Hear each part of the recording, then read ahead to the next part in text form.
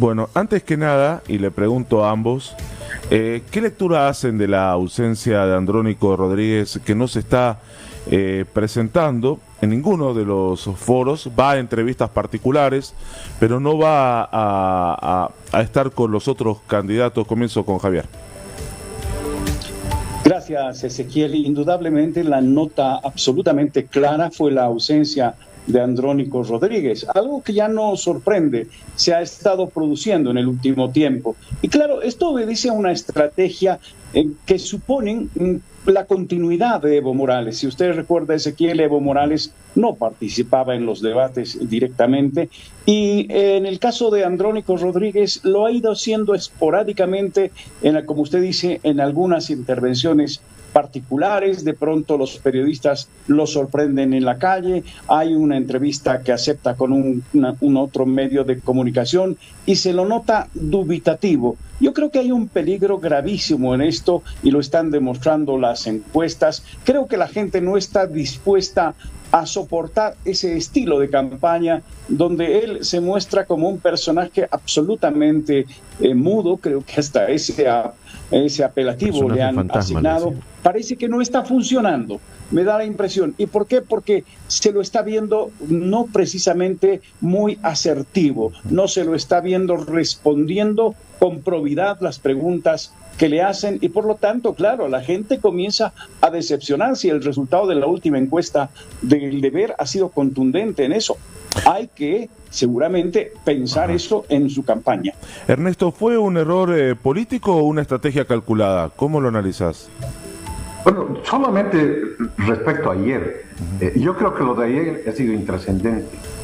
Si yo no hubiera sido solicitado para participar hoy día en este programa, seguro que no hubiera visto el debate, absolutamente seguro, porque la hora era muy inconveniente, una hora en la que las personas están trabajando, ¿no? Figúrese, Ezequiel, que los debates en Estados Unidos, si comparamos con algo que podemos comparar fácilmente, son en horario nocturno, en el horario pico, se transmiten por las principales cadenas de Estados Unidos. El debate de ayer no ha sido transmitido por televisión, ha sido por las redes sociales. Sé que las redes son muy importantes, pero ni en el país más conectado del mundo sustituyen las redes a la televisión en los debates, ¿no? Entonces ha sido clandestino el debate. En ese sentido, a mí me parece que la ausencia de Rodríguez anoche o ayer por la tarde no ha sido trascendental en el sentido de que se perdió el debate y se perdió estar expuesto ante los 12 millones de bolivianos u 8 millones de bolivianos que van a votar. No ha sido así. ¿Y los anteriores? Porque no se presenta, Andrónico, en ningún lugar, ¿no? ¿Perdón?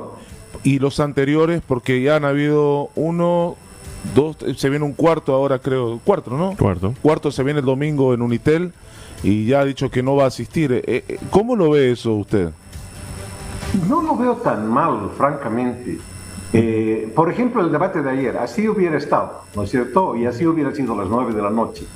Ha sido un debate entre un grupo de candidatos que piensan todos igual. Me sería muy difícil en este momento marcar diferencias entre uno y otro candidato.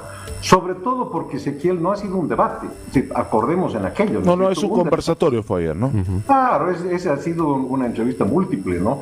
Entonces es muy difícil saber qué piensa el otro sobre cosas, opiniones que ha vertido, por ejemplo, Samuel. El día de ayer Samuel habló sobre su opinión respecto a, por ejemplo, el sector gremial, los informales.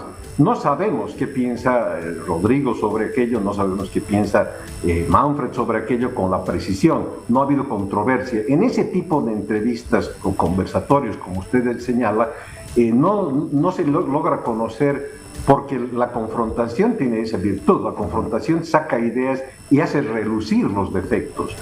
Ayer no se pudo lograr aquello. Entonces, en síntesis, este tipo de debates donde todos piensan igual, porque ese grupo de personas, todos eran ultracapitalistas, absolutamente capitalistas, y además contrarios a todo lo que es el MAS, pero todo, absolutamente todo. Por ejemplo, nadie habló de inclusión social ayer, para nada, ¿no? El más cercano a cualquier inclusión hubiera sido Samuel, sin decir que es inclusión social, porque no fuera de decirlo, no ha expresado políticas claras de inclusión social. Yo veo que la ausencia de Andrónico anoche y en otros debates como este no tiene una incidencia tan grande, sobre todo porque la gente que va a votar por él no es la gente que está viendo estos debates definitivamente. El de anoche sin duda, el de anoche era de un club de gente que se ha reunido en un sitio, han debatido a una hora inadecuada y eso obviamente satisface a quienes han visto aquello, que son un grupo muy reducido. Pero en general yo no creo que le está haciendo tanto mal. Okay. Ahora, Javier hace referencia a las encuestas. Mire, yo no sé si las encuestas son tan buenas o tan malas.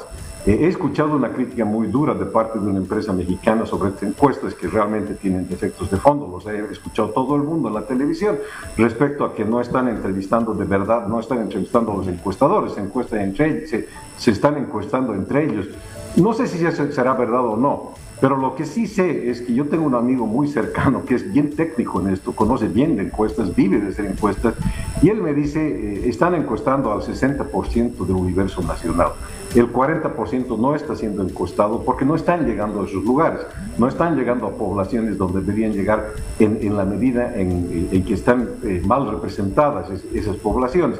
Si eso es así, seguramente las cifras de Andrónico van a ser diferentes. No sé si será un candidato ganador, pero yo estoy más en el equipo de las personas que piensan que Andrónico no va a salir con 8% de aquí. Yo creo que va a salir con una votación mucho mayor y seguramente va a haber una segunda vuelta. Posiblemente él esté en la segunda vuelta. Pero al fondo de su pregunta, yo no creo que le está perdiendo gran cosa por no haber asistido anoche y a otros debates, porque un poco deja en claro, hay un mensaje ahí que lo tiene que decir, en eso yo concuerdo con Javier. No es suficiente quedarse mudo, pues, ¿no? Es importante decirlo y seguramente lo dirá, ¿no? No voy a esos debates porque son debates que es un club de amigos el que debate, frente a públicos que además son parte del club de amigos, no llegan a la gente, ¿no? Ya. Entonces, está yendo donde va la gente. Muy bien, les pido que seamos un poquito más puntuales, así podemos dialogar un poquito más en estos minutos que tenemos. Javier, ¿compartís la misma mirada de Ernesto? Hay puntos en los que estoy absolutamente de acuerdo. Estas encuestas son muy relativas, en eso no tenemos ninguna duda, pero no dejan de ser indicadores que hay que tomar en cuenta. No son fundamentales, pero sí te dan una idea. Y lo de Andrónico entre las dos encuestas es claro lo que ha pasado. Ahora bien, coincido plenamente en que tremendo esfuerzo de la Cámara de Industria y Comercio, la CAINCO, en organizar un evento tan prolijo, con presentaciones previas, con periodistas, digamos, seleccionados para cada espacio. Realmente ha sido un evento muy interesante. No ha sido debate y en eso también coincido. Simplemente ha sido, como señala Ernesto, una especie de entrevista múltiple, así como conversatorio dijeron, ¿no? Ajedrez en simultáneas, ¿perdón? Conversatorio, la CAINCO dijo que era, ¿no? No debate como tal, ¿no? Sí, es verdad. Pero claro, la gente espera un poco esa confrontación de ideas y claro, allí en el encuentro de ayer, los 4 candidatos de oposición han hablado el mismo lenguaje, con matices más, matices menos. Por ejemplo, Mercosur, el Tuto Quiroga ha sido mucho más crítico. A Rodrigo lo he visto un poco más liviano en el tema de que hay que ahondar nuestra participación en el Mercosur cuando es un proceso de integración en el cual estamos en proceso de adhesión que nos está mostrando muchos lados muy complicados, no solamente por el arancel externo común, sino porque con el Mercosur nosotros no somos complementarios, somos competitivos, básicamente producimos los mismos digamos, productos que Brasil, que Paraguay, hablo de la soya y varios temas en los que somos, reitero, competitivos, no complementarios, de modo que el Mercosur es complicado y ahí se nos va a poner un grillete, no vamos a poder hacer un acuerdo de libre comercio con la China, con Estados Unidos, sin estar sujetos a lo que van a decidir en el Mercosur. Pero volviendo al tema de este encuentro, de este conversatorio, me han gustado algunas puntualizaciones muy importantes. ¿Qué es lo que le se quedó? Han dicho, aunque... Ajá. ¿Qué es lo que se le quedó? Adelante. ¿Qué es lo que se le quedó de este conversatorio, Javier? ¿Qué es lo que cree que más se pudo acentuar? Bueno, en el tema impositivo, en el tema del manejo económico, fundamentalmente Tuto, Samuel, etcétera, y el mismo Rodrigo maneja muy bien, pero hay una cosa interesante y es lo que tú me preguntas. Hay una especie de denominador común con lo que ha estado pasando con el gobierno de Evo Morales y Luis Arce Catacora.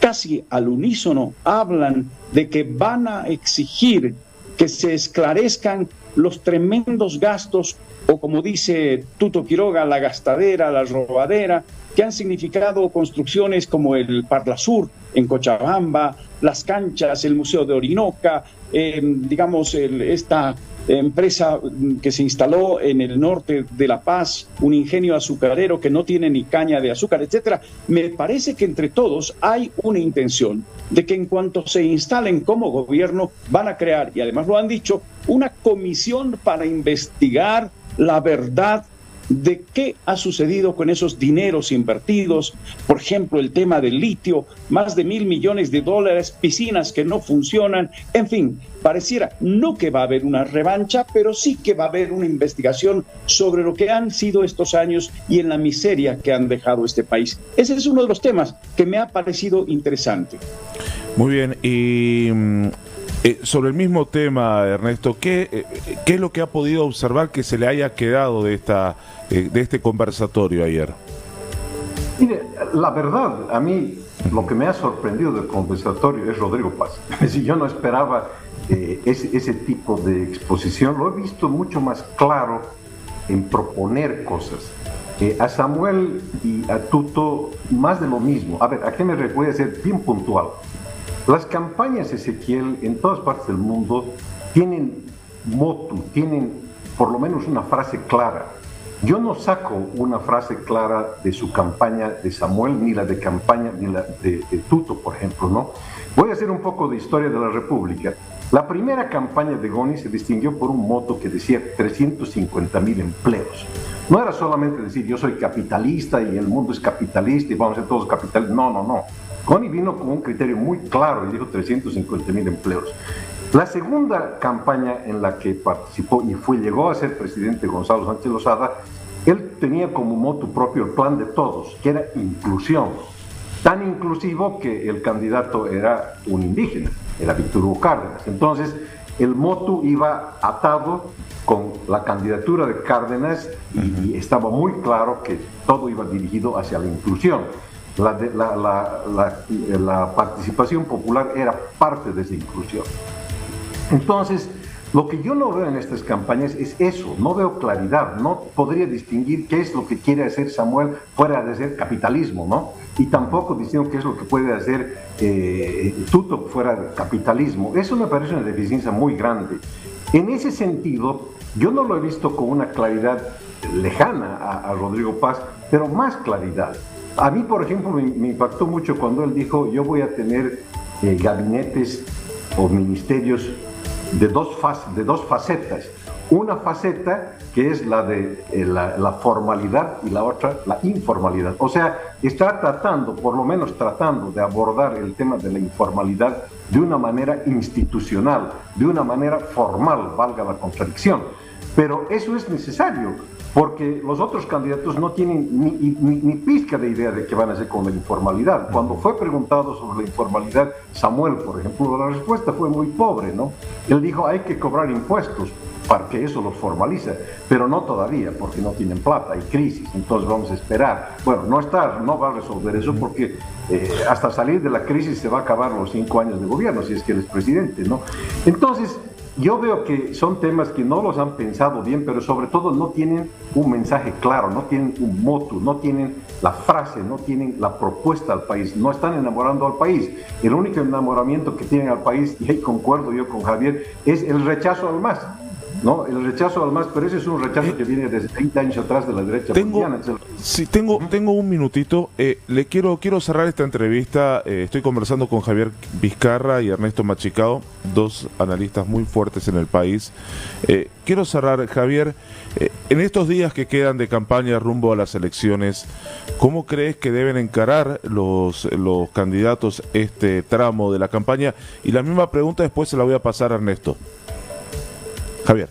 Coincido plenamente con que no hay una frase antes orden, paz y trabajo del general Banzer, por ejemplo, caló tan profundo que fue el sustento de una victoria que tuvo en las elecciones un presidente que comenzó siendo dictador. Coincido plenamente. Lo que creo yo respecto a tu pregunta es que si los candidatos, sobre todo los que están inicialmente partiendo como supuestos ganadores, es decir, Tutu y Samuel, no son capaces de transmitir lo que manejan como términos generales que a veces no te llegan como persona a tu día a día, si no logran transmitir o cerrar con un lenguaje que te llegue directamente al ciudadano, pues el ciudadano se va a quedar pensando en abstracto que sí, con Samuel o con Tuto van a cambiar las cosas, pero no exactamente cómo van a cambiar. Y respecto, por ejemplo, a lo que decía Ernesto, tienen un ministerio que propone Rodrigo bicéfalo para la informalidad, la formalidad, y en el otro lado te están hablando de que van a cerrar absolutamente el tema de, por ejemplo, en el caso de los productores de oro, los de coca, los contrabandistas, etcétera, el tema impositivo se va a cerrar muy duro, e incluso Samuel dijo contra los gremialistas, no digo contra, incluyendo a los gremialistas, con los que se va a hacer una suerte de arreglo. Entonces, estos temas que involucran a muchísima gente, el tema minero, el tema de los contrabandistas, que implica muchísima gente, el contrabando casi no pareciera ser un delito per se, como lo manejamos en la jerga cotidiana. Entonces, si no se traducen esos términos generales en lenguaje cotidiano, probablemente no vayan a tener la suerte que podrían tener traduciéndolos. Esa es mi opinión. Gracias, Javier. Ernesto, cortito, por favor, le pido.